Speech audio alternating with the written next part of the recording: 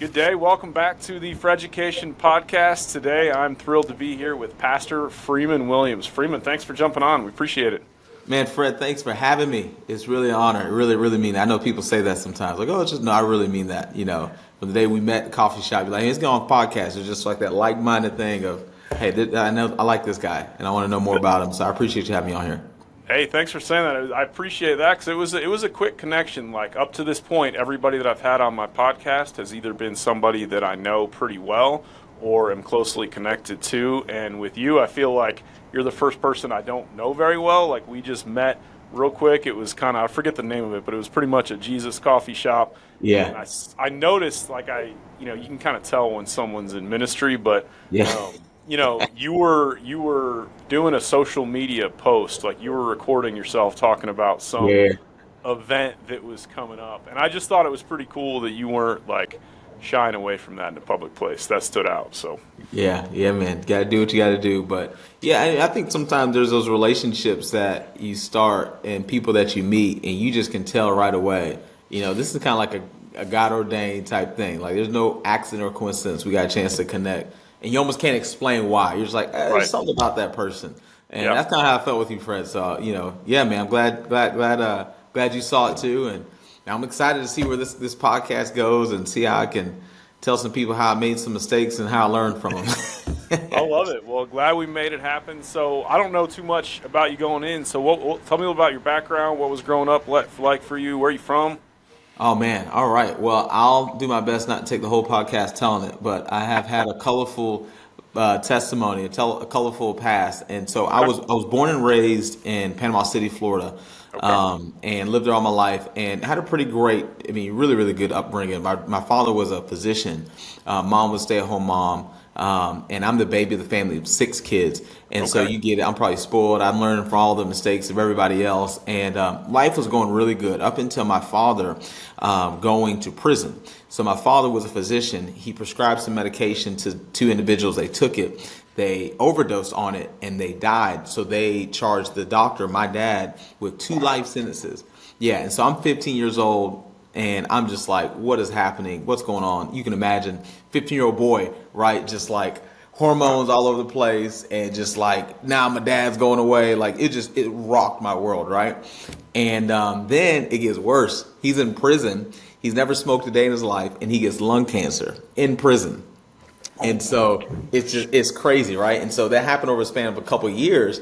And so in the midst of that 2 years, they're trying to figure all this court stuff out, trying to get an appeal. And he gets an appeal and he gets ready to go to court for this appeal. His attorneys are like, hey, we know this is going to, overturn. The drug company actually came out and was like, hey, we're sorry. We should have told doctors that this thing had more like addictive behaviors than they thought. But unfortunately, my dad passed away before he can get to court. And so, yeah, it was. So here I am, teenager in high school. This is happening. Father dies. And I'm just angry. I'm angry at people. I'm angry at the world. I'm angry at God. Who And wouldn't be? That's and fucking a so movie. yeah. And I ended up getting to Gainesville, Florida. I say we because my brother helped me. He was already there. He was going to University of Florida and says, hey man, you need to get out of Panama City. You need to Right. graduate high school and come with me. My mom, she stayed behind, and obviously she had her own traumatic experience and all that. But anyways, I get to Gainesville, Florida. And, I'm trying to live the college lifestyle, and I get ready to walk outside the nightclub at 2 o'clock in the morning. Again, angry at the world, but still trying to, have fun. Really what I was doing was trying to numb the pain Yeah. and really trying to find purpose and meaning in life. Kind of But medicating all that you were yeah, going through. yeah. Looking for love in all the wrong places, right? Getting to the bottom of the Jimmy Dean, not Jimmy Dean, what's Jack Daniels bottle, and it's empty, and so am I. You know what I mean? Like looking Yeah. for a good time, only wake up the next morning with a hangover. Like trying to find something meaningful, but looking in the wrong places.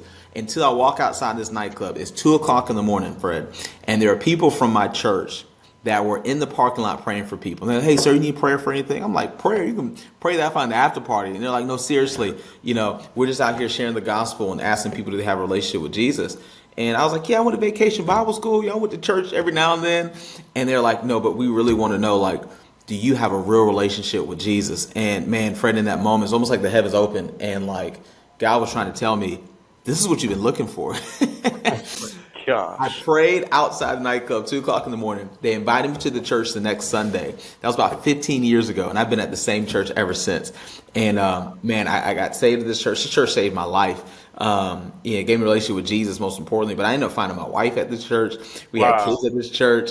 Got ordained as a pastor at this church. Now I'm leading a campus of this church, and God's just been doing some amazing things, man. And so that's kind of it in a nutshell. And so I moved from Gainesville to Orlando. Been here now for almost 4 years, and just seeing God do some amazing things.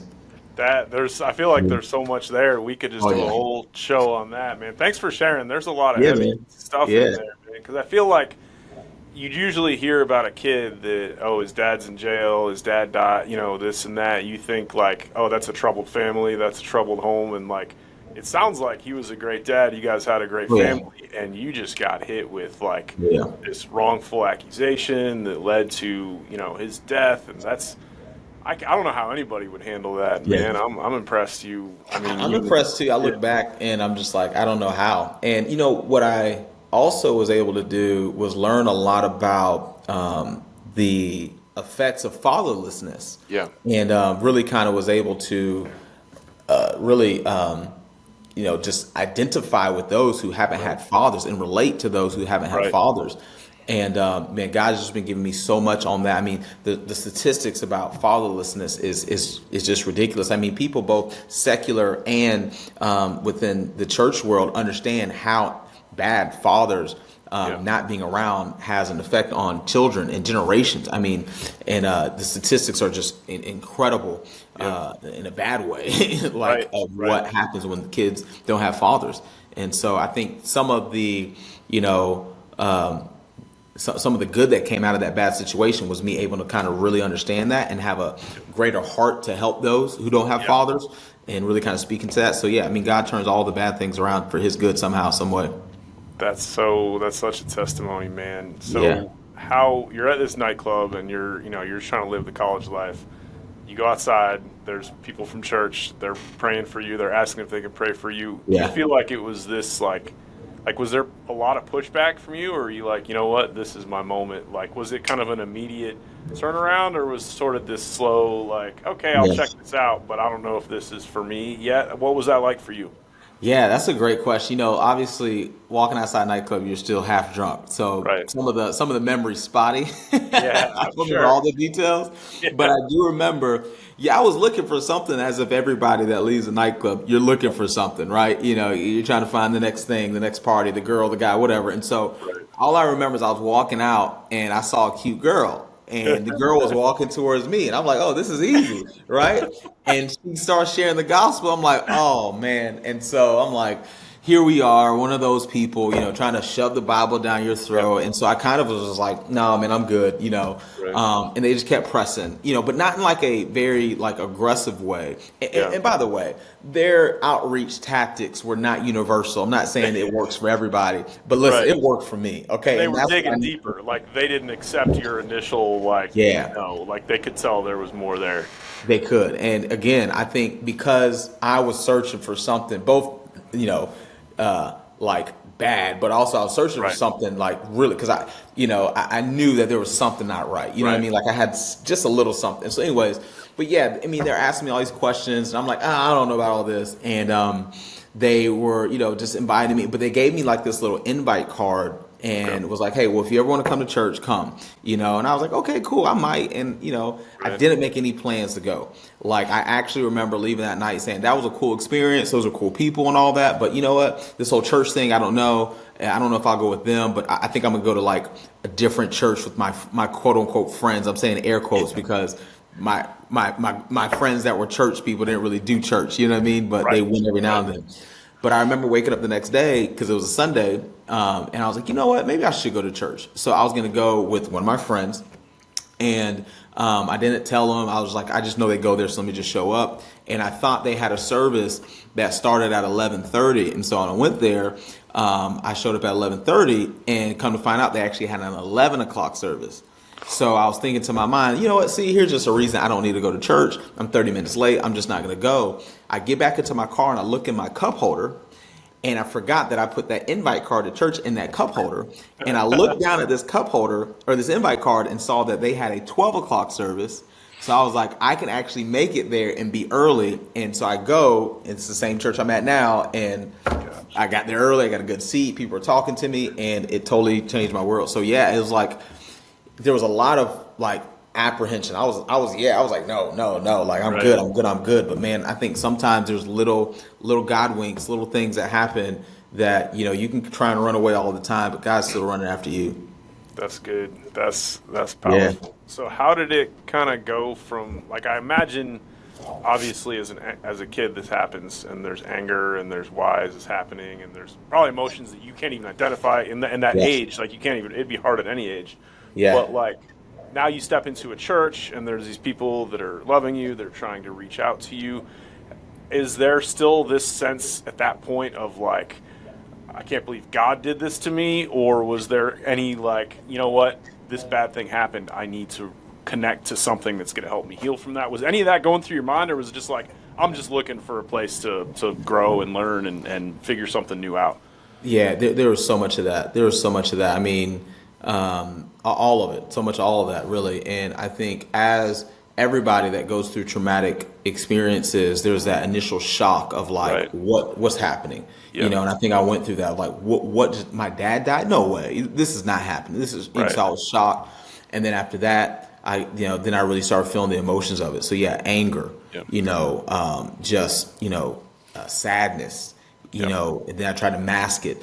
And so what I realized was I tried to mask it for so long as a teenager that it wasn't until I got to church that I really started dealing with what I like to call daddy issues, that I saw that there were some habits that I had picked up over the years because of these father wounds of my father not being there. And so yeah, there was some real conversations, some hard conversations, some late nights with tears in my eyes, trying to process a lot of what I was going through, and even really hurting a lot of people in the process of my father wounds. I had to go back and apologize to some people, taking advantage of people and saying things to people, because they had this saying that hurt people can hurt people.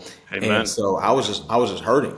And so, yeah, it was a long process. I tell people all the time, when they come to church, it's like God can set you free in a moment, heal you in a moment, speak to you in a moment. Like, all that can happen in a moment, but it will take years for you to undo habits and thought patterns that you've developed over the years.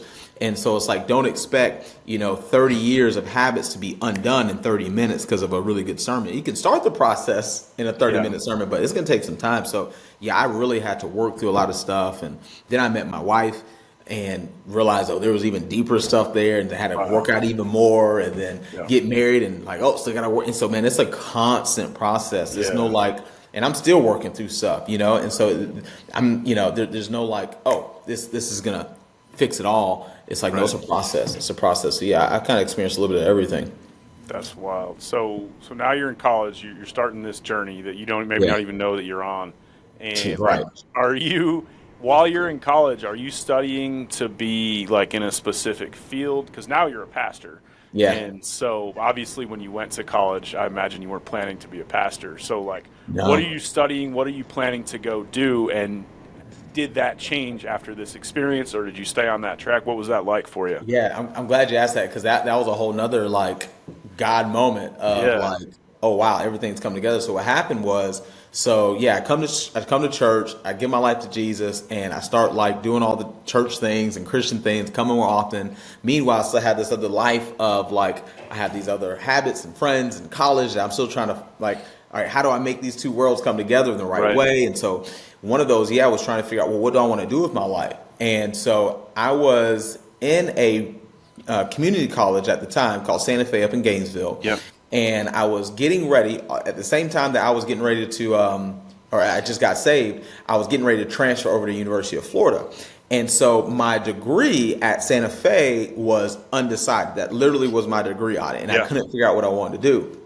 And I tried economics. I had tried all these different things. And as I went to go try and transfer to University of Florida under economics, they're like, hey, we can't get you in at economics because your GPA isn't that high. I had like a 3.7, but they're like, Wow. oh, only people 3.9 can get into economics. I'm UF's like, competitive, man. it's It's so insane. competitive. It is.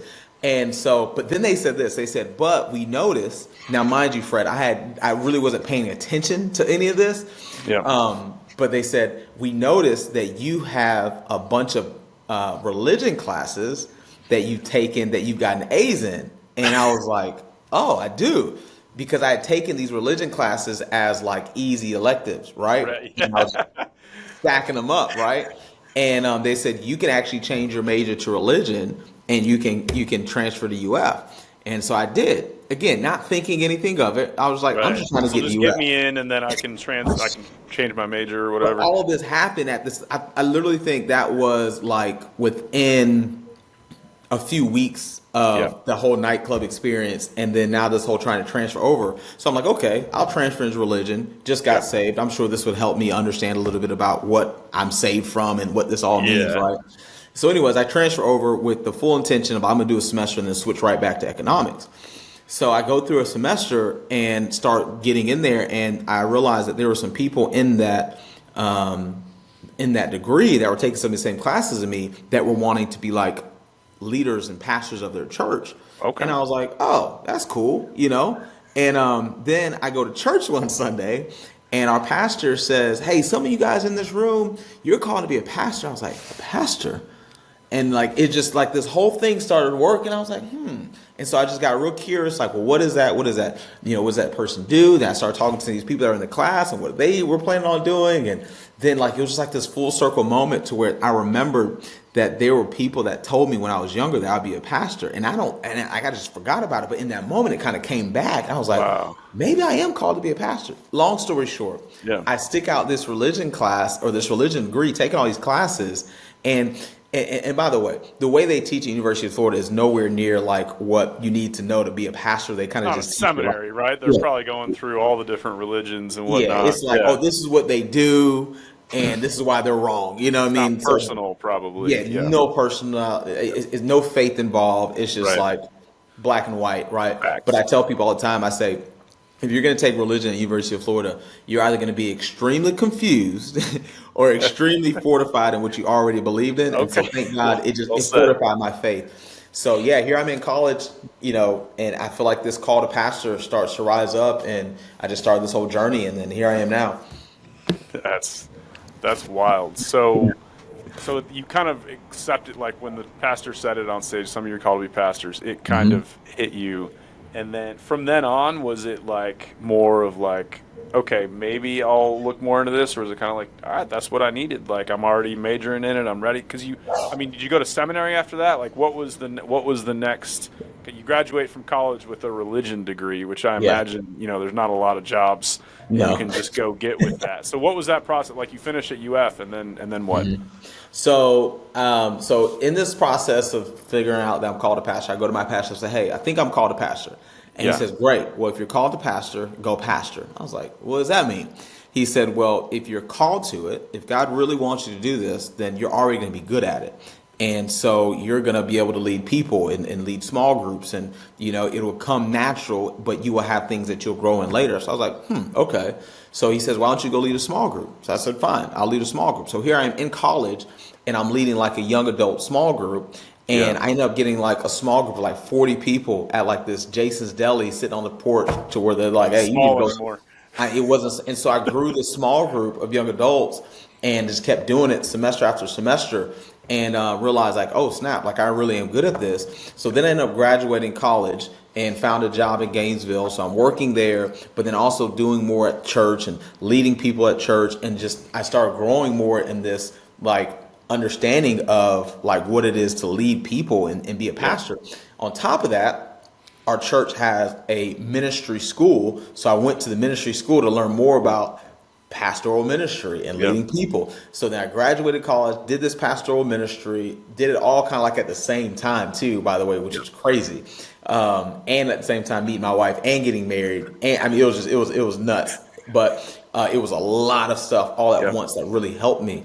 And so, yeah, I went to the ministry school, and then a couple years later, they were like, "Hey, so I remember you said a while back you wanted to be a pastor. We have a need for a youth pastor. Do you want to be a youth pastor?"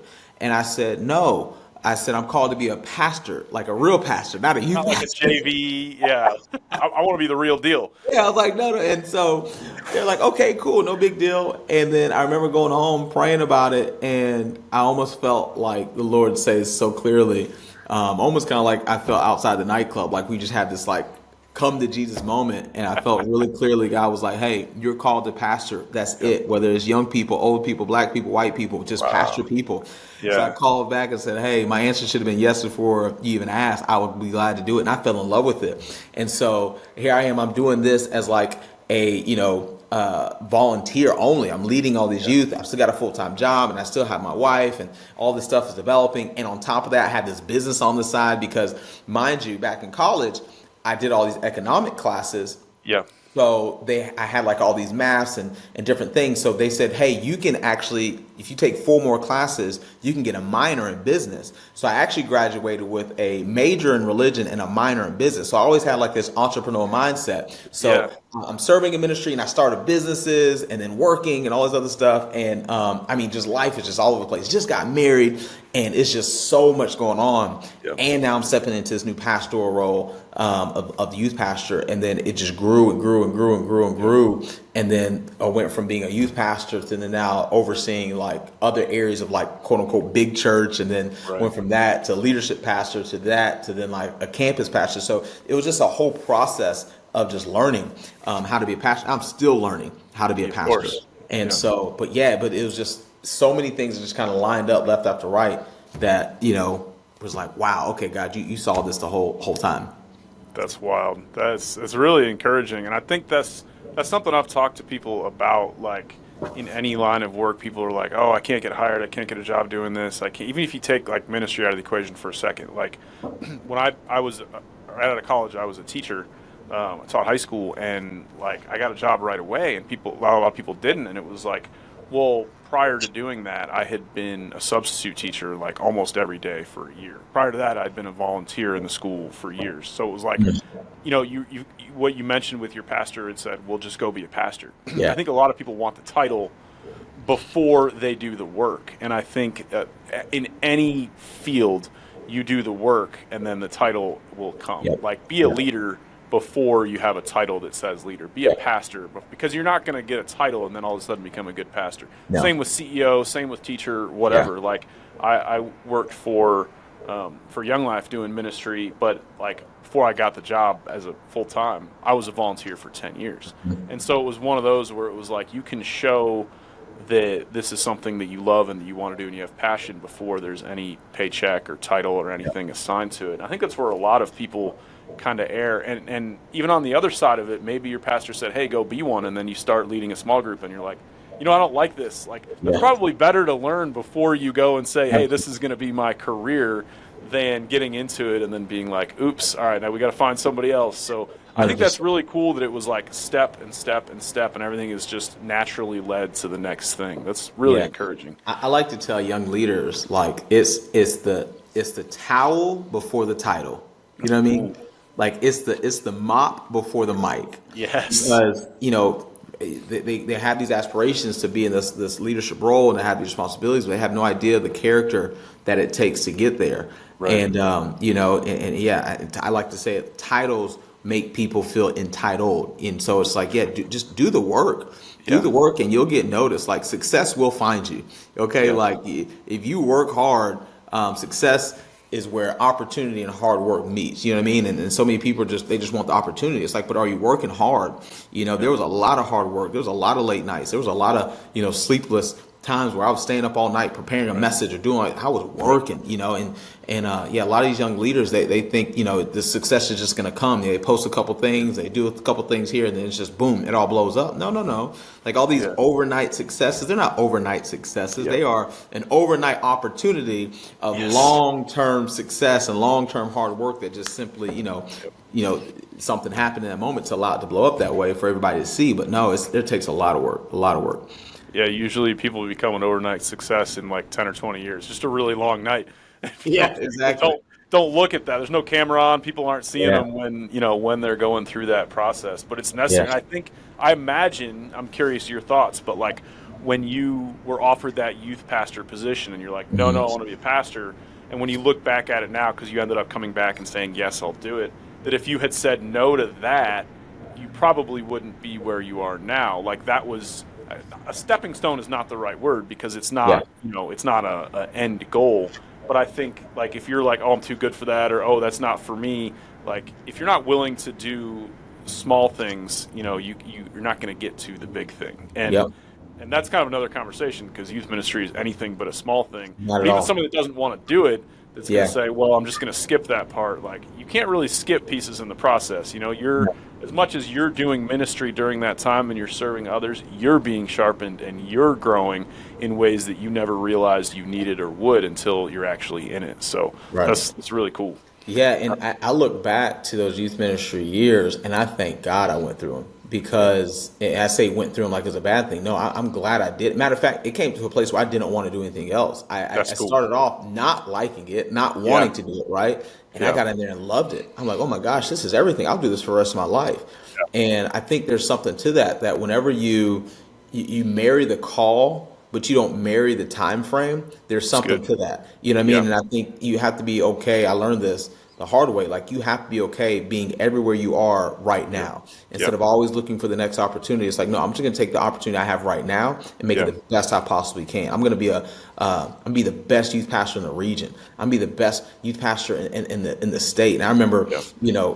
getting other youth pastors together and pouring into them and them giving me ideas and sharing. I remember doing these big things that other youth ministries weren't doing and starting this and starting that. And I was like, I'm gonna make the best opportunity I have right now. Again, not for my own success. No, I'm doing it for the youth.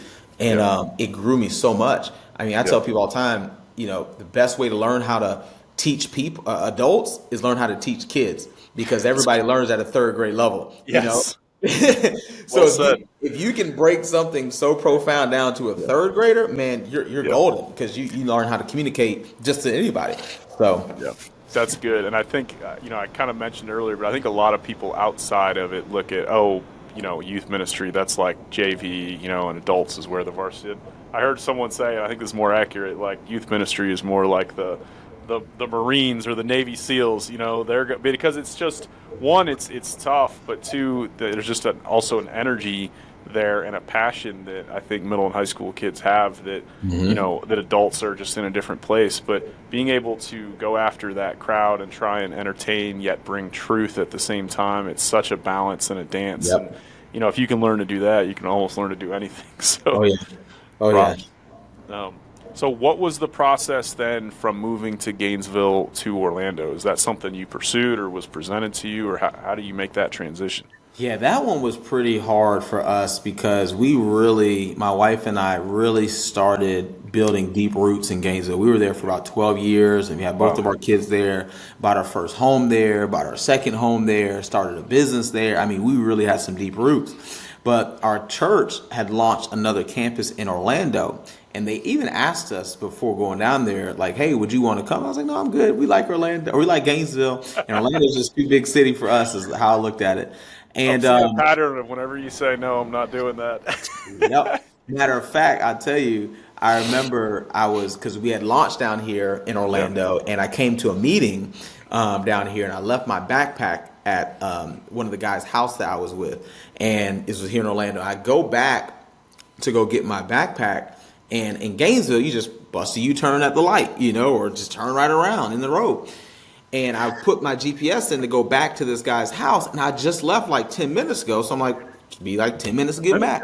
It took me nearly 45 minutes to get back after I left 10 minutes ago because I went down this interstate and paying tolls twice. And I'm like, No way to turn around. I'm driving. The road was closed. There was a detour. I went by the airport and then there's traffic. And I'm like, I just want my backpack. And I walk inside this house. And as soon as I walked in there, I told them what happened. I said, and this is why I would never move to Orlando.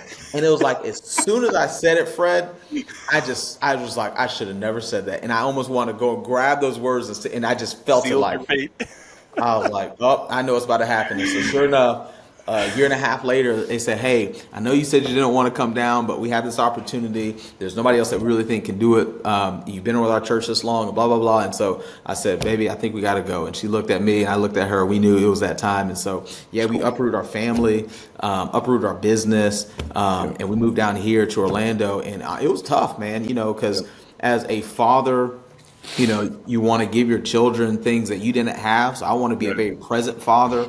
I want to be there for them. I didn't want to miss monumental things. I didn't want to have to move around and do all these different things. But, what I love so much about God is when you make the desires that he has, your desires, he gives you desires of your heart as well. And I just saw that God really aligned me and my wife even more closer, but also all the things that we wanted and wished for our family and our relationship, we found. And so when we followed God, he always, took good care of us. And so, we moved down here to Orlando. The hustle and bustle was real. The traffic was horrible, but we've fallen in love with Orlando, and we're glad we're here now. I love that. That's awesome.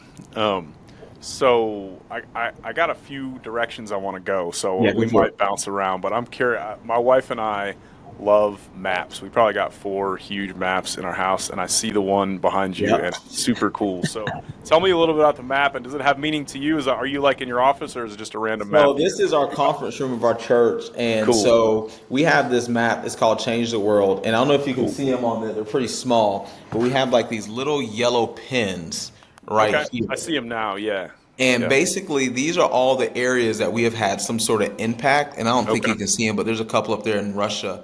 And then mainly like in Florida, because that's where our campus is at. We got some Puerto Rico, Dominican Republic. But basically, it's just a reminder that, what we do is bigger than us. That, yes, we act locally, but we really should be thinking globally. That, all the problems that we face in this office, in our day-to-day, are nowhere compared to some of the problems people are facing in the unreached areas. I mean, there's places all around the world. There's a couple that we've really been trying to focus on. One is in India and the other is in Japan, where about 98% of the population has not heard of the gospel before.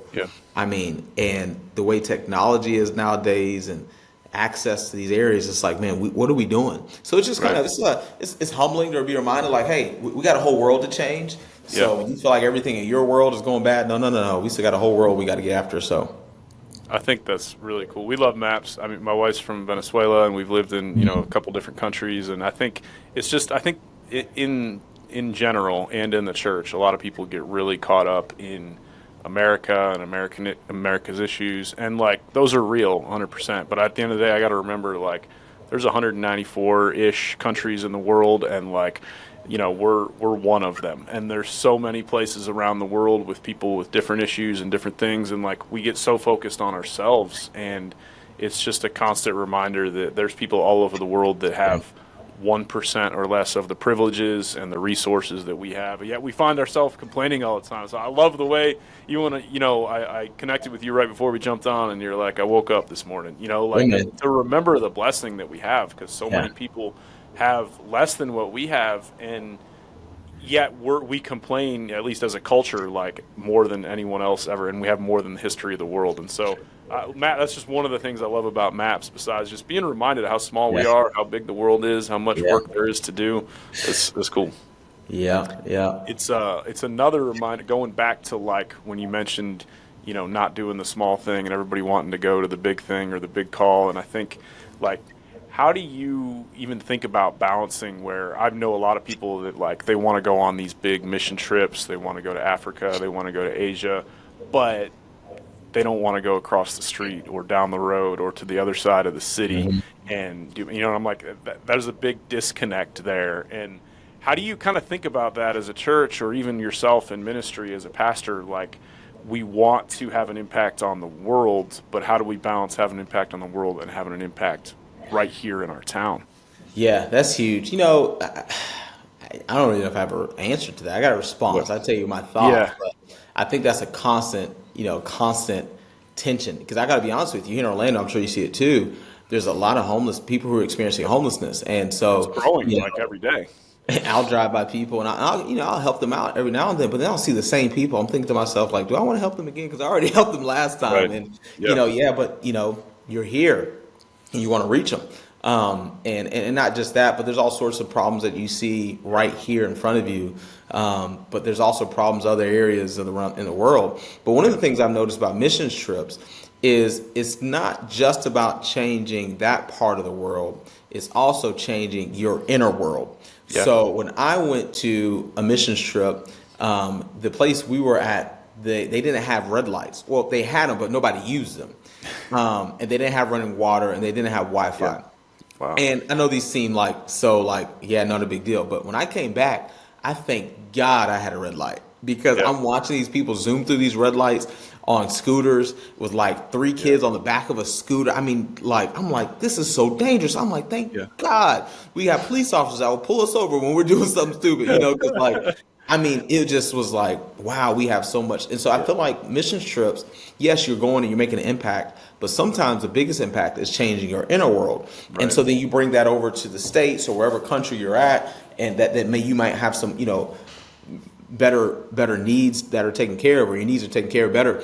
And you kind of have a different perspective of like, you know what? No, it's not that bad. It's going to be okay. And I feel like you can't really change the outward world until you really change the inward world. And so mission trips kind of have that twofold thing. And so when you come back, you're looking at people differently. Like, you know what? No, I do want to help this person who's experiencing homelessness. I do want to help those who are, incarcerated. I do want to be able to help those who have needs. Okay.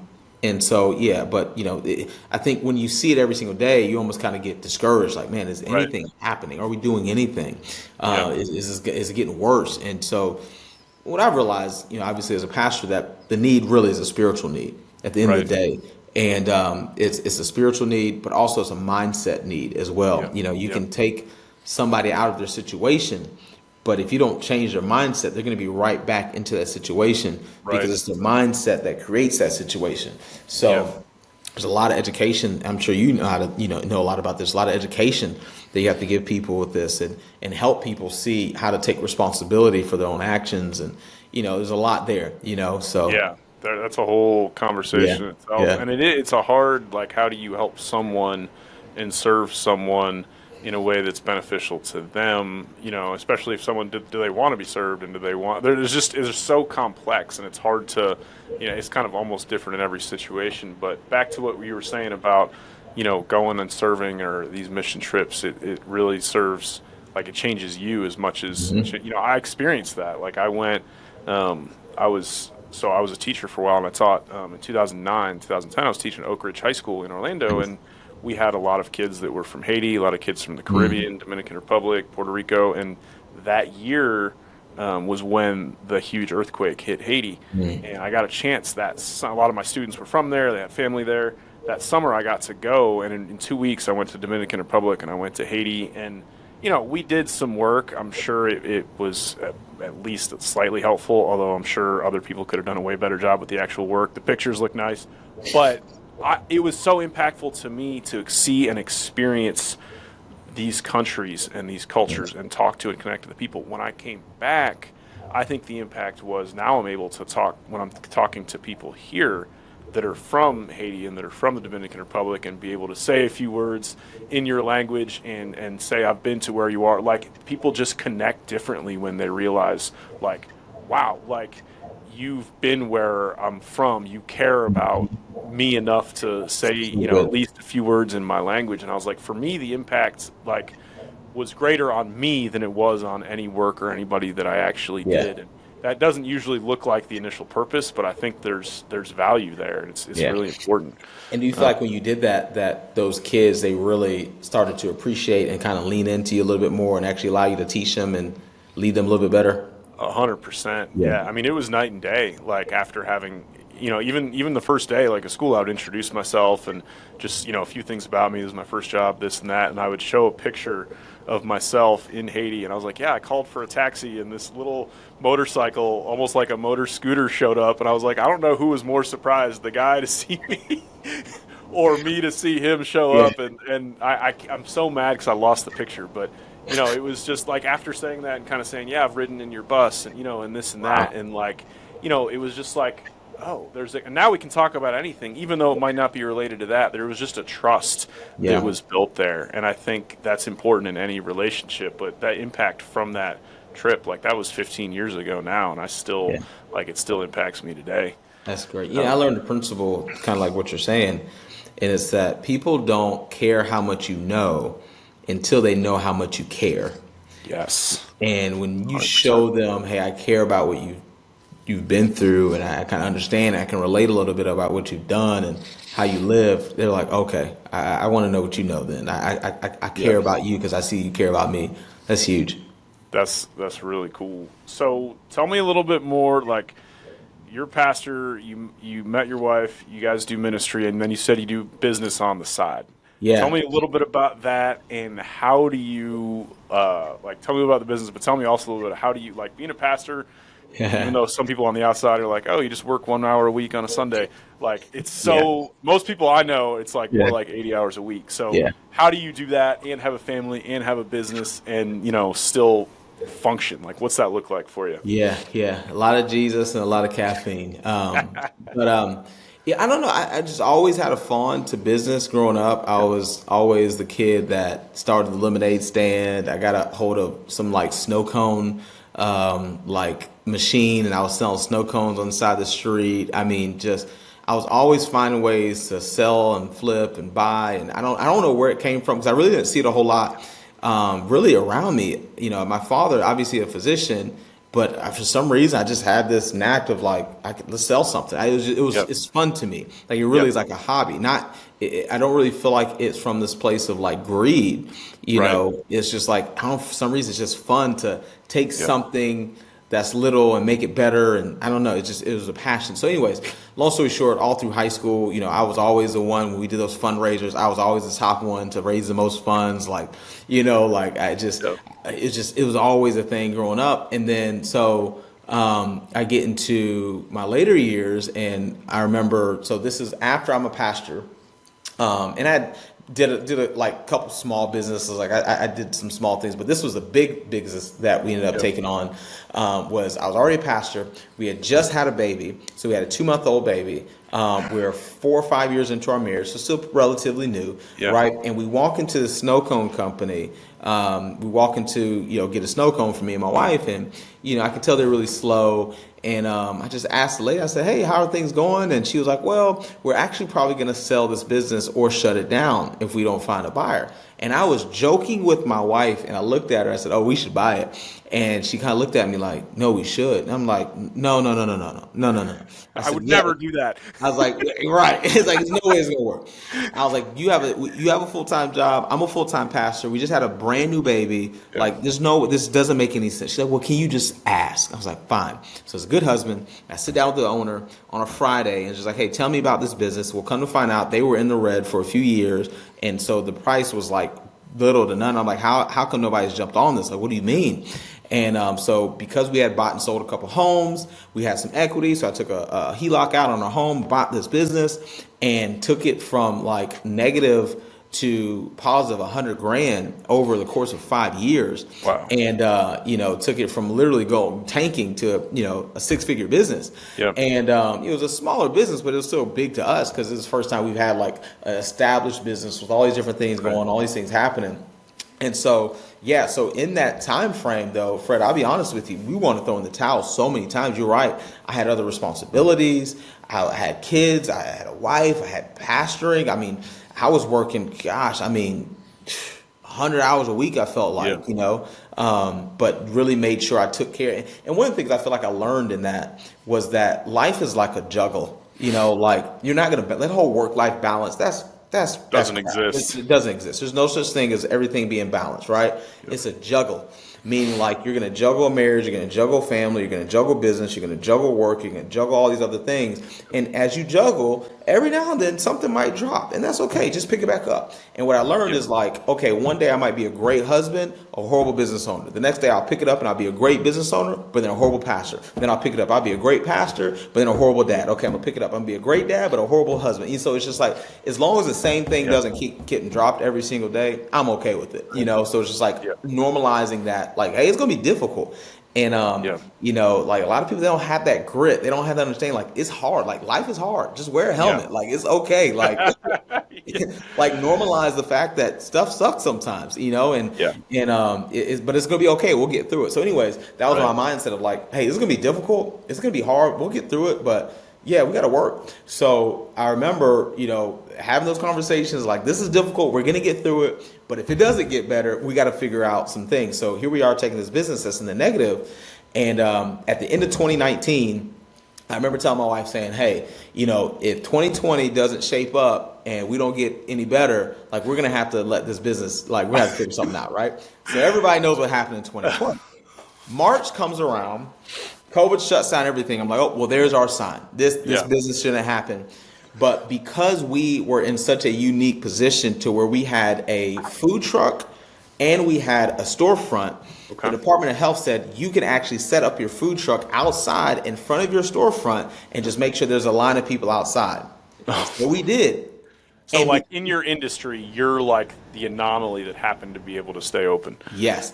On top of, for those who are in business, they know that 2020 they gave out all this quote unquote free money, Right. all these SBA things and all these different like paycheck protect. And so we're getting cash coming in here. We got cash coming in selling stuff. And people, because we were a snow cone business, it was like a feel good food. So people were like, I want to de-stress. So let me go. COVID hit. It's like by 3 months in, it's hot. It's summer. It's Florida. I'm hot. stuck. I want to go Just somewhere, and it's the only place that's open. Skyrocket. And then, remember I said, God takes all the things that happen that are bad and somehow works them out for good, right? Unfortunately, everything happened with the racial tension in the United States, and George Floyd just sparked this whole entire thing. Yep. Well, we are obviously black, and they found out that we were a black-owned business, and they said, hey, let's go support all the black-owned businesses. Sure. Come on. So it skyrocketed again. Oh, my God. Just lines it's out like everything in those 6 months just like went in your face. Boom, like there boom, are people boom, boom. that COVID, like the way that it played out just wrecked their industry and their business, and you just happened to be kind of right place, right time. I felt so bad, to be honest with you. Yeah. Like I felt so bad because I felt like I was taking advantage of something bad that was happening and it's working out. And I remember talking to a pastor friend, leader friend, business friend of mine. I said, hey man, like, yes, things are going good, but I got to be honest with you. I feel kind of bad. He said, what? Kind of looked at me like, are you serious? Right. He said, you feel bad for being blessed? Like you feel bad for God protecting you? You feel bad for God providing for you, even though and I was like, yeah, you're right. But again, my heart turned towards those who were hurting. And so we didn't want to say, oh, look at us, we're doing so good while all these other, no. So we took the income we were having, we're giving it back out and we're serving people. And, we're just, but yeah, like there's going to be times where it's like you're going to be blessed, but you can't let the things that are going on around you that aren't good make you feel like you shouldn't deserve it. It's like, no, God's favor is favor for a reason. You don't deserve it. So, but anyways, yeah. And so 2020, our business did better than any other year ever. And and so it just grew from there. And then we just topped that number and topped that number in 2021, topped that number in 2022, topped that number in 2023.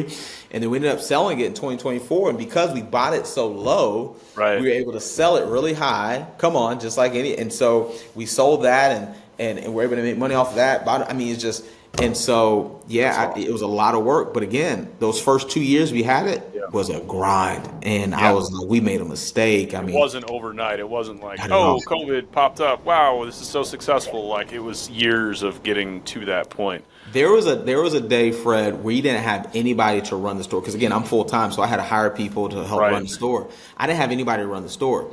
And we were going into the weekend freaking out because we knew we didn't have anybody. We did all these interviews. People weren't checking out. And we're like, how are we going to do this? Are you going to have to take off work? Are you going to, we're stressed out, right? And we go to church that Sunday. And I remember telling my wife that morning, I said, you know what? Let's just go to church. Let's just pray. Let's just get our minds off of it. Let's do what, good Christians should do. And I had this lady walk up to me, real bubbly personality. She's like, hey, do you know anybody that's hiring? And I said, I do. Can you start today? I was like, I do. She's like, great. I'm looking for a new job. I was like, well, here's the thing, though. It's us, and I would need to train you because I need you to open the marsh. She's like, okay.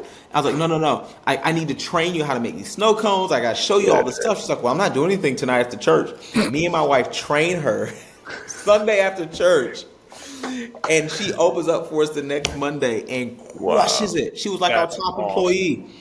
Yeah, it just God just lining things up left out to right. It's funny because we don't see the timing. Like we're so stressed because God's probably up there watching, like, yep, I'm going to line this up perfectly. And we're all like, oh, He what are is we not going in to heaven do? stressing about what we're stressing about. Yeah. That's wild, man. And Yeah, man. that's a great mindset you mentioned about being blessed and you were feeling bad about it. Like, I think I've had to really shift my mindset, even about just money and being successful in general. And, you said your dad was a physician. Like, my dad was a doctor, like, came from, Nice. as far as growing up, like, it wasn't like we were in need. We had everything we needed and more. But somewhere around college and later on, I kind of just developed this broke mindset, like almost the piece of the pie, like, oh, if I'm doing well, that means somebody else isn't, Yeah. and I heard this really good analogy about, it was about like having this unfair advantage or whatever it is. And like, you look at somebody like Shaq who's 7 feet plus tall and it's like, oh, should he not play basketball? Like it wouldn't Yeah. be fair. Like he's just so tall. He should just let Yeah. everybody else play. It's like, man, I'm really glad he didn't do that. Yeah. And I think about like in your situation, like, yeah, like COVID crushed a lot of industries, a lot of people, a lot of families, and that's tragic, and we mourn that. But at the same time, like it did you well, and then you had two options. Like one was like, all right, I'm going to go on a yacht and like escape this whole COVID thing. Like sucks to be y'all, or no, we're going to take the blessing that we have and use it to bless others. And in a situation like that where like 9 out of every 10 people are down and out, it's really important that 10th person is leaning into that blessing so they can then share it rather than like, ooh, all 9 of y'all are broke and destroyed, I better be too. You were able to take your success and use that for good. And that's something I've had to really switch in my mind to be like, well, if everybody else is down and out, I guess I should be too. And learning like you have a unique skill set, you have a unique ability, and you're the only one that can do these things that God's called you to do in a certain way. And you better do it and not shy away from it and be sad or ashamed or whatever, like to lean into it. So that's really cool that you got that word at that time. That's awesome. Man. Yeah. So I want to start wrapping up. So I got 2 more questions for you, but one is, we've been talking about God, we've been talking about Jesus, we've been talking about church a little bit, and I think for some of my listeners, that's like, okay, cool, I'm rocking, I'm flowing. For others, they're like, I'm lost. So if you were to talk to somebody who doesn't know about who Jesus is, what would you tell them? What would you invite them into? Yeah. He loves you and he wants a relationship with you. I mean, that's as simple as it is. You look at the cross, it's a man who went there to pay the price for what we could not pay on our own. And because of that, because of his love, he died. And then he was raised again after 3 days with power, and that power that he gives you is not just power to get to heaven, but power to deal with the problems that you have here on earth. And he just simply is asking for people to say, hey, I believe that and I want to receive that. And he will come and have a relationship with you, not a religion, not tradition, right? It's not about doing all the stuff, checking all the boxes. It's just simply saying, I have a relationship with Jesus. And he wants to help with all the things that we have. And I think for a lot of people, nowadays there is a lot of skepticism when it comes to the church or comes to religion. And, unfortunately, there's been things that have happened, pastors and done things wrong. And it makes it hard for people to see the good in all of it. But really, at the end of the day, whenever you are really searching for something, a lot of people don't realize that what they've really been searching for is a relationship with Jesus, because he is the only way. He is the only one that can give true life. And I think when we get to a place where we don't have anything else, realize the only thing we've been looking for the whole time was Jesus. Let's go, man. Thanks for putting that out there. I love it. And so I feel like after this conversation, sometimes I talk to people and I'm like, cool, like we had a good convo, like check, thanks for sharing, we got to share. I feel like this just opened up hours more of conversation. So we'd definitely love to do this again if you're up for it, man. This has been a blast. If someone wants to check out your church or get connected to you, how and where do they go? Yeah, so our church's website is myalivechurch.org. Myalivechurch.org. You can hear all about our church and see all the different campuses that we have. We have 2 in Orlando, 1 in Gainesville, 1 coming soon in Tampa.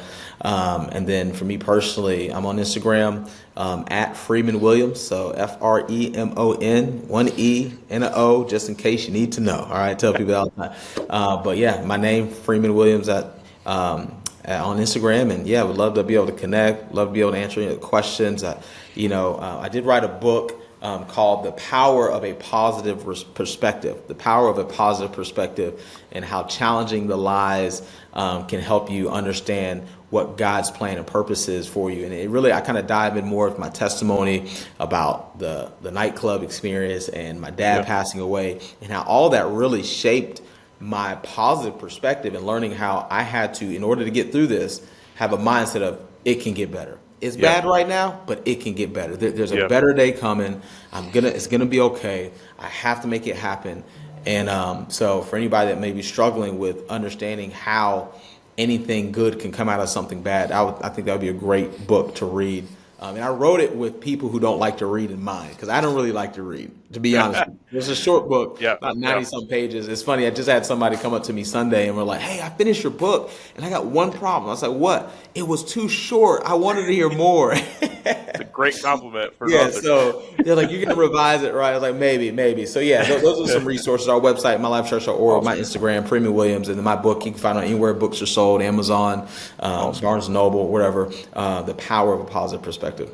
Awesome. Well, I'll pick it up. So that's what we can talk about next time we meet up on a podcast. So sounds good. Fred, thank you so much for having me. This is great. This was awesome, man. Thank you. I appreciate it, and thankful for what you do, who you are, your family, your ministry, and look forward to continuing the conversation. Sounds good. Thanks. Awesome.